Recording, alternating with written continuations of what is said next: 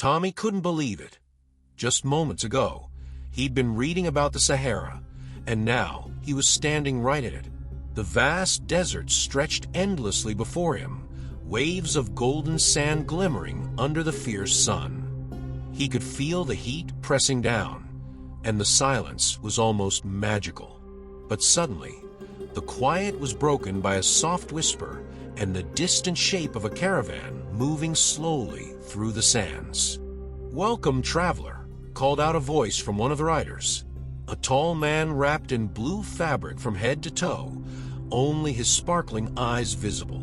Tommy waved shyly, trying to take it all in. The rider introduced himself as Idris, a Tuareg guide. "The Sahara is ancient, Tommy," he said, "and full of secrets. Care to join our caravans?" Excited, Tommy climbed onto a camel.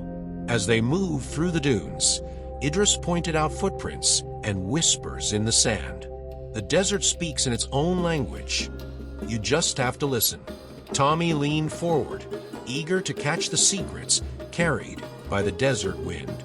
They traveled for hours, the sun beginning to soften, and finally, they approached a vibrant patch of green in the middle of the desert, a hidden oasis. Palm trees and sparkling water appeared like magic. "This is where traders and travelers have rested for centuries," Idris explained. As they gathered around the oasis, Tommy noticed a group of kids his age playing in the water and inviting him over.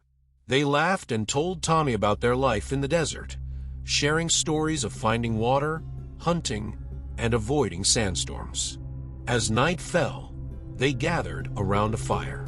Idris told Tommy about ancient caravans that passed through the Sahara, carrying gold, salt, and even books.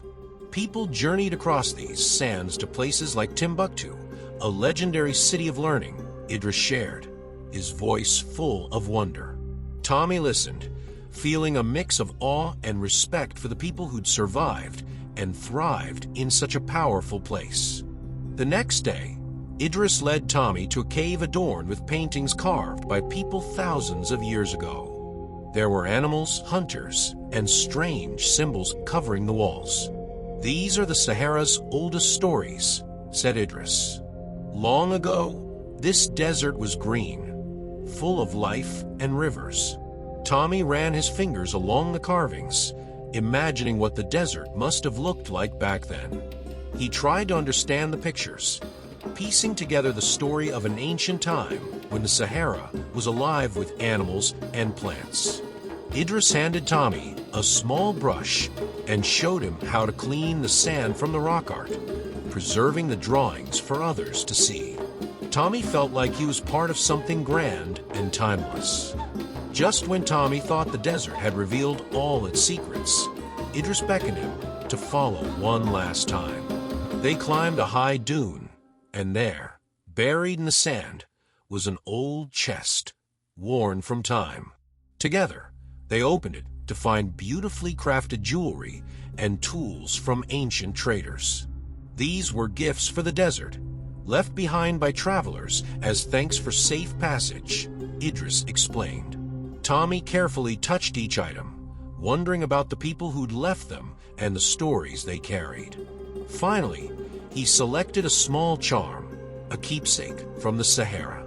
As he gazed out over the vast, endless sands, Tommy felt a deep connection to the desert and its mysteries. He knew he would carry its stories with him always, even as the desert faded and his room reappeared around him. As the Sahara's golden sands fade, may its ancient whispers guide you into dreams. Good night, little dreamer.